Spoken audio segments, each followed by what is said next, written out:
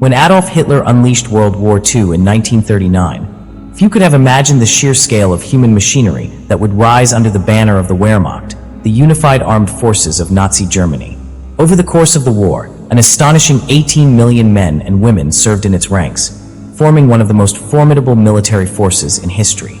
But behind the steel helmets and marching boots lay a complex story of discipline, ideology, desperation, and human endurance. At its height, the Wehrmacht was a model of military efficiency. When it invaded Poland in September 1939, its soldiers demonstrated a new form of warfare the world had never seen: Blitzkrieg, or lightning war. It was a terrifying symphony of speed and coordination, combining tanks, aircraft, and infantry in rapid assaults. Within weeks, Poland was crushed and Europe trembled.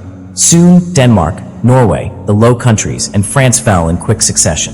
The Wehrmacht, with its confident generals and unstoppable momentum, seemed invincible. But this enormous army was not composed solely of Germans. As the war expanded, the Wehrmacht became a melting pot of Europe's manpower. From the occupied lands of Eastern Europe to the Balkans, and even the Soviet territories, millions were recruited, conscripted, or coerced into service. There were volunteers from Spain, France, and even the Soviet Union, men who saw in Germany either protection from communism or a chance for survival. At its core, though, the Wehrmacht was still powered by German discipline and industrial precision, a force that believed it could conquer an entire continent.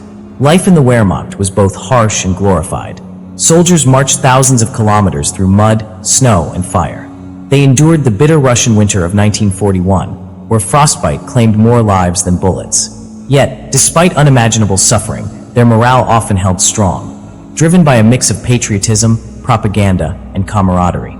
From the deserts of North Africa under Rommel's command to the frozen hell of Stalingrad, these men became part of a vast, living machine. As the war dragged on, the manpower of the Wehrmacht began to crumble. Heavy casualties forced Germany to recruit younger boys, older men, and even members of the Hitler Youth.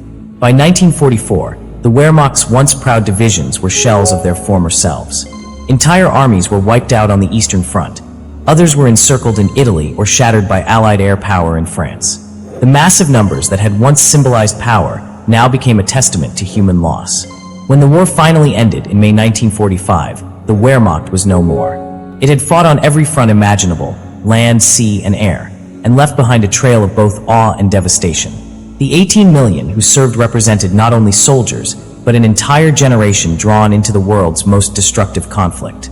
Their story remains a chilling reminder of how a nation's military might can reach unimaginable heights, only to collapse under the weight of its own ambition.